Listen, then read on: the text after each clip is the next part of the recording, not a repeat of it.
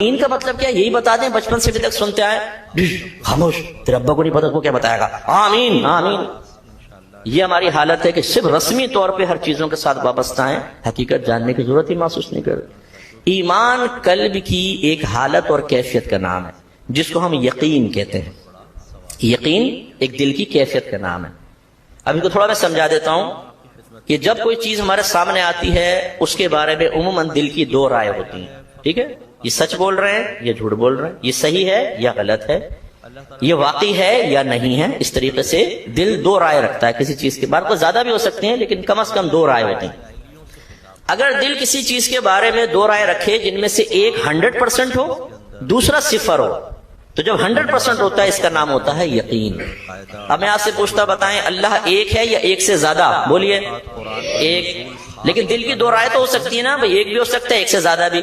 اب میں آپ سے پوچھوں، آپ کا دل جو ہے وہ اللہ کے ایک ہونے کا 100% یقین رکھتا ہے کہ نہیں؟ آپ کہیں گے ہاں۔ اچھا ایک سے زیادہ کا؟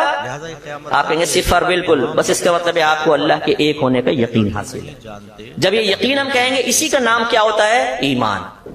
اس سے کم درجے جو ہوتے ہیں پھر وہ ظن غالب ہوتا ہے یا ظن ہوتا ہے یا شک ہوتا ہے۔ اگر دل دو چیزوں کی طرف برابر چلا جائے نا، یہ بھی تو شک۔ انہوں نے ایک بات کہی، پتہ نہیں سچ کہہ رہے ہیں جھوٹ کہہ رہے ہیں، دل کس طرف فیصلہ نہیں کر رہا، یہ کیا ہے؟ شک۔ اگر ایک جانب بڑھ جائے دوسری کم تو یہ گمان ہوتا ہے، جیسے 60-40 کا ریشو۔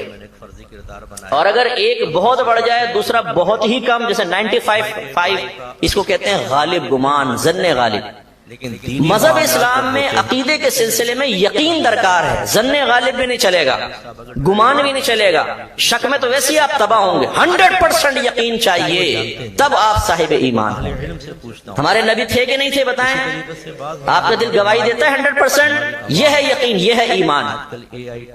سمجھے نہیں یار؟ غوث پاک تھے کہ نہیں تھے؟ یہ بتانا، تھے نا؟ اس کا یقین رکھنا لازم ہے؟ نو۔ اس لیے کوئی بنیادی عقیدے کے ساتھ تعلق نہیں رکھتا ہے۔ اس میں اگر شبہ بھی ہو، جیسے کوئی آپ سے کہے پتہ نہیں یار غوث پاک تھے نہیں تھے، مشہور تو بہت ہیں، اس میں چل جائے گا کیونکہ یہ اسلام کے کوئی بنیادی عقیدہ تو نہیں ہے، اس میں عمومی طور پہ ظن غالب بھی ہوتا ہے۔ لیکن اللہ تعالیٰ ایک ہے، اللہ تعالیٰ ہے، قرآن آخری کتاب ہے، ہمارے نبی اس کے رسول ہیں، یہ سب اتنے دلائل قطعیہ سے ثابت ہیں کہ اس میں یقین چاہیے، اس میں ظن غالب گمان یا صرف گمان یا شک سے کام نہیں چلے گا۔ اب اس کا مطلب یہ ہوا کہ بہت ساری چیزیں ایسی ہیں جن میں یقین درکار ہے۔ مثلا اپنے آپ کو عرض کرتا ہوں، اللہ تعالیٰ ایک ہے، اللہ تعالیٰ موجود ہے، وہ جسمانیت سے پاک و صاف ہے، وہ جہاد سے پاک و صاف ہے، آگے پیچھے دائیں بائیں اوپر نیچے سب سے پاک و صاف ہے، وہ قادر مطلق ہے، وہ کسی کا محتاج نہیں، وہی خالق ہے، وہی مالک ہے، وہی رازق ہے، اس کے بغیر کوئی ایک تنکا بھی اٹھا کر نہیں دے سکتا۔ ان سب کے لیے کیا چاہیے؟ نقائد کے لیے یقین۔ ذرہ برابر آپ کے دل میں شک نہ ہو، 0.1% بھی ادھر ہوئے آپ ایمان سے باہر نکل جائیں گے۔ ایسی چونکہ قرآن گواہی دے رہا ہے تو ہم یہ کہتے ہیں کم و بیش 1,24,000 انبیاء علیہ السلام پر ہمارا ایمان ہے۔ ایمان کا مطلب کیا ہے؟ ہمیں اس کا یقین ہے۔ ایک نبی کے بارے میں آپ کہتے ہیں سب کو مانتا ہوں، اس کے بارے میں شک ہے، آپ اسلام سے باہر ہو جائیں۔ ہاں یہ ہو سکتا ہے دلائل کی روشنی میں علماء اس طرح بیان فرمائے، جیسے حضرت خضر علیہ السلام کے بارے میں دلائل مختلف ہیں، بعض کہتے ہیں وہ اللہ کے ولی تھے اور بعض کہتے ہیں وہ اللہ کے نبی تھے، کیونکہ واضح طور پر ان کے بارے میں نہیں، لیکن جمہور مسلمین اور اہل سنت کا عقیدہ یہ ہے کہ وہ اللہ کے نبی تھے۔ اس طرح کے معاملات دلائل کی روشنی میں ہو سکتے ہیں، ورنہ جو کلیئر ہے۔ ایسے ہی تورات، زبور، انجیل، قرآن مجید یہ اللہ کی پاکیزہ کتابیں ہیں، کیونکہ قرآن گواہی دے رہا ہے، اس میں ذرا شک ہوگا آپ دار اسلام سے خارج۔ ایسے ہی جن، فرشتے، جنت، دوزخ، ان کے وجود کا ذکر قرآن عظیم میں ہے، ماننا پڑے گا۔ ایسی تقدیر کا مسئلہ ہے، یقین درکار ہے۔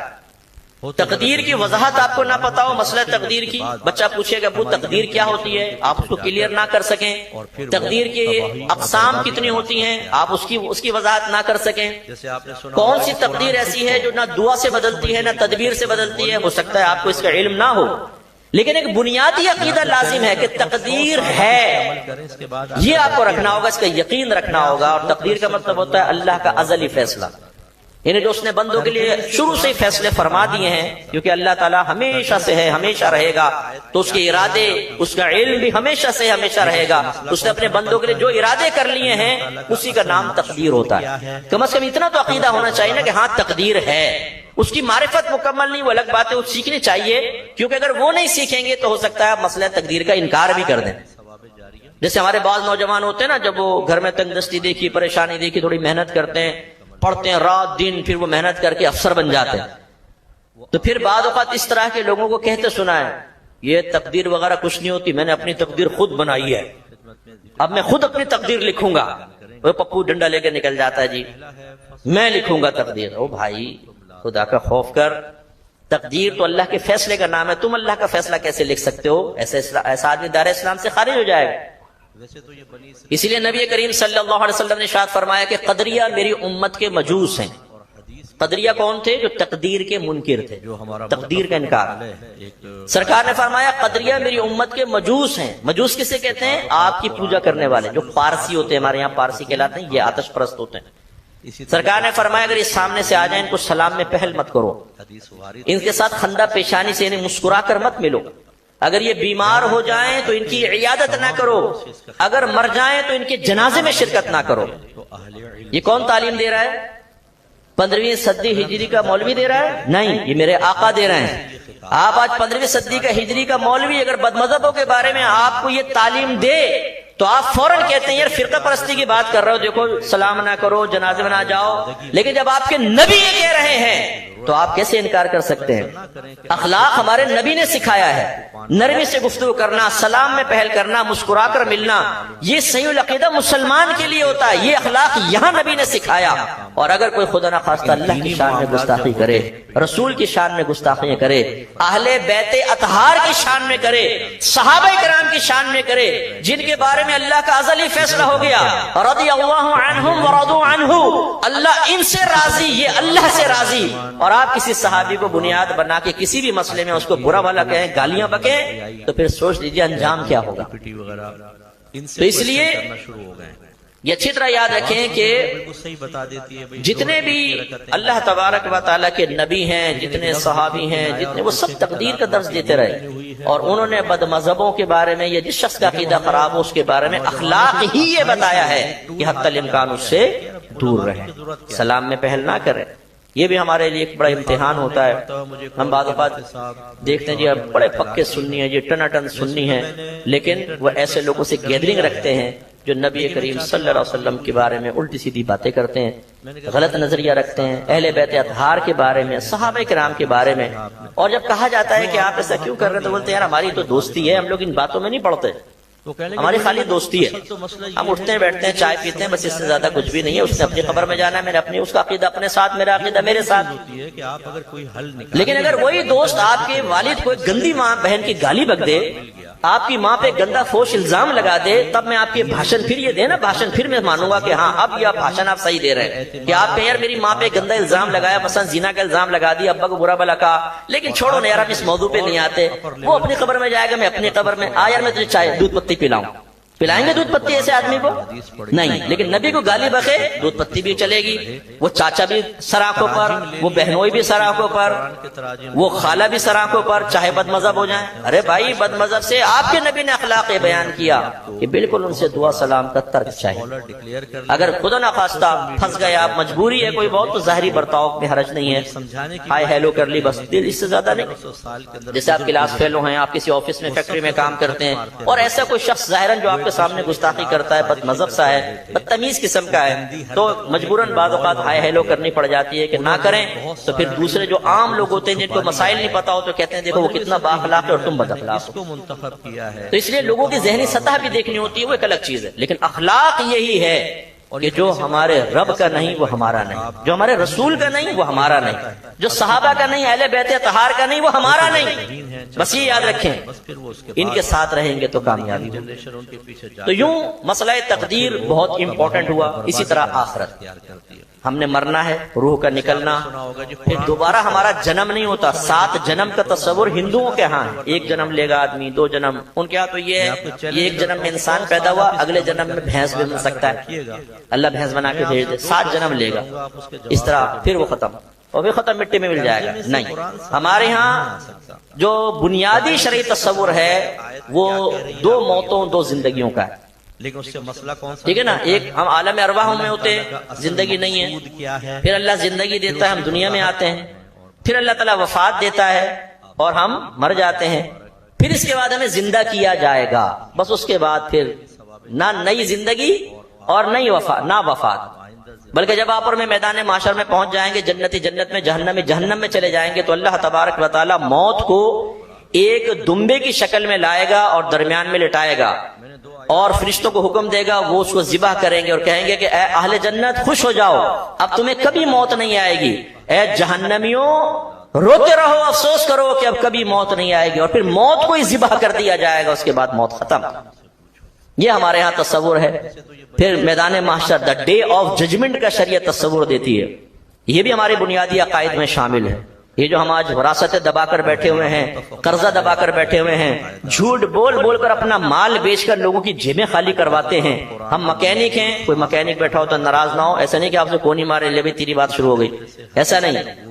4 روپے کا پرزہ ڈالا، 400 روپے وصول کر لیے جھوٹ بول کر، خرابی نہیں ہے، تھوڑی سی بس ایک یوں کرنا تھا، جیسے ریس بڑھ جاتی ہے نا، یہ کرنا ہے، تھوڑا یوں کرنا ہے، ریس سیٹ ہو جائے گی، لیکن چھوڑ جائیں آپ موٹر سائیکل، کیونکہ سامنے ہماری کرامت ظاہر نہیں ہوگی، بعد میں ہوگی، وہ جب واپس آتا ہے کہ بھئی یہ بڑی خرابی تھی اس کے اندر، لائیے 2000 روپے دے دیں۔ یہ جو جھوٹ بول بول کے مال حاصل کر رہے ہیں، ایسے ہی جو بیویوں پہ ظلم کر رہے ہیں، چھوٹی چھوٹی بات پر شریعت کا پتہ ہے نہیں، یہ نہیں معلوم کہ میرا حق کیا ہے، نا حق کو حق بنایا ہوا ہے۔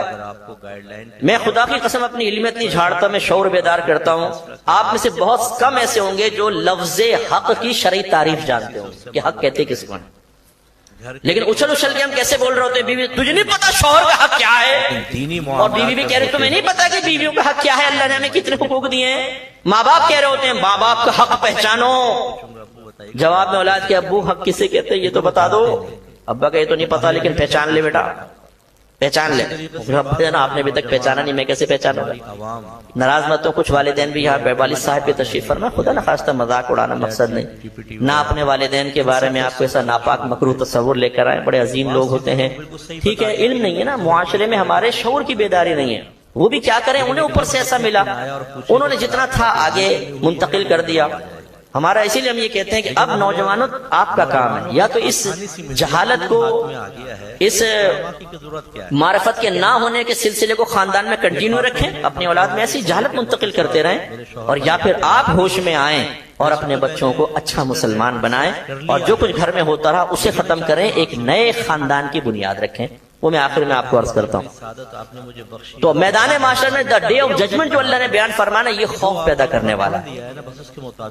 تو ہم مال حرام کماتے ہیں، جواب وہاں دینا ہوگا، جھوٹ بول کے مال لیتے ہیں، وہاں جواب دینا ہوگا، جو شوہر بیویوں پہ ظلم کر رہے ہیں وہاں جواب دینا ہوگا۔ یہاں تو عورت مظلومہ ہے، فرض کر لیں آپ نے تھپڑ مارا، لات ماری، ماں بہن کی گالی دی، مرحوم ماں باپ کی عزت اتار کے ہاتھ میں رکھ دی، وہ جواب میں اس لیے کچھ نہیں کہہ سکتی کہ آپ کے ڈولے ہیں، آپ طاقتور ہیں، آپ کی ہڈیاں مضبوط ہیں، آپ میں طاقت زیادہ ہے کہ بیوی کا ہاتھ پکڑ لے تو ہاتھ نہ چھڑا سکے۔ ایسے بدماشوں سے میری گزارش ہے ذرا میرے پاس آؤ، میں تمہیں کسی بدماش سے رابطہ کرواتا ہوں جو تمہارا ہاتھ پکڑ لے، تم نہیں چھوڑا سکتے۔ کوئی طاقتور سا پاؤں پہ پاؤں رکھ دے، ہمارے پاؤں پہ کوئی بات نہیں، کوئی بات نہیں، کہ پتہ ہے کہ دانت توڑ کے جائے گا اگر میں کچھ بولوں گا تو۔ اور بیوی گھر میں جو بیچاری وہ بالکل کمزور سے بیٹھی، اسے چاہے ماں بہن کی گالیاں دو، دانت توڑ دو، منہ پہ تماچا کھینچ کے مارو، پلیٹ اٹھا کے پھینکو، یہ کیا کر لے گی؟ میرا پیدائشی ٹارزن ہوں، زیادہ کرے گی، آنکھ پھوڑ دوں گا، کانا کر دوں گا، اس کو طلاق دے دوں گا، گھر سے باہر نکال دوں گا، یہ دھمکیاں ہماری ہوتی ہیں۔ تو یہاں تو عورت سہم گئی، لیکن میدان محشر میں شیرنی کی طرح ہوگی، پنجہ مارنے کے لیے تیار۔ اللہ تعالیٰ کھڑا کرے گا آپ کو بھی اور بیوی کو بھی، اور حساب و کتاب ہوگا، اور اگر آپ نے ظلم کیا ہوگا آپ کی نیکیاں نکال کر بیوی کے نام اعمال میں لکھ دی جائیں گی، اور اگر اس سے بھی زیادہ ظلم ہوگا تو اس کے گناہ آپ کے نام اعمال میں ڈال دیے جائیں گے، اور یہ پاسبل ہے کہ آپ جہنم میں جائیں اور بیوی جنت میں چلی جائے، یقینی سی بات ہے کہ ایسے لوگوں یہ پاسبل ہے۔ وہاں پر آپ ایسا نہیں کر سکتے یوں گھور کر دیکھیں خاموش ہو جاؤ تم موروں میں پکڑ کے، ہوتے ذرا ذہین ہے، وہیں پہ آپ کی ناک پہ گھوسا مارے گی، ناک توڑ دے گی آپ کو، کیونکہ وہاں آپ کچھ نہیں کر سکتے۔ اور یہ بھی نہیں ہو سکتا کہ آپ نے ہاتھ جوڑے، جو سونے کا سیٹ لا کر دیا تھا نا اس کے بدلے میں ایک نیکی چھوڑ دے کمبخت، وہ بولے گی نو، ہوگا جی قرآن اب آئے نا بکری چھری کے نیچے۔ کرو مولویوں یہ تمہیں کہتی تھی بکری کی ماں کب تک خیر منائے گی، کبھی تو چھری کے نیچے آئے گی، آج آ گیا نا، آج تو میرے آقا صلی اللہ علیہ وسلم فرماتے، غور سے سنیے اس بات کو، میں آپ سے کہ میدان محشر میں ایک بیٹے نے باپ کی نافرمانی کی ہوگی تو اس کو اللہ تعالیٰ کھڑا کرے گا، اور اس نافرمانی کے بدلے میں اس بیٹے کی نیکیاں نکال کر باپ کے نام اعمال میں ڈالی جائیں گی۔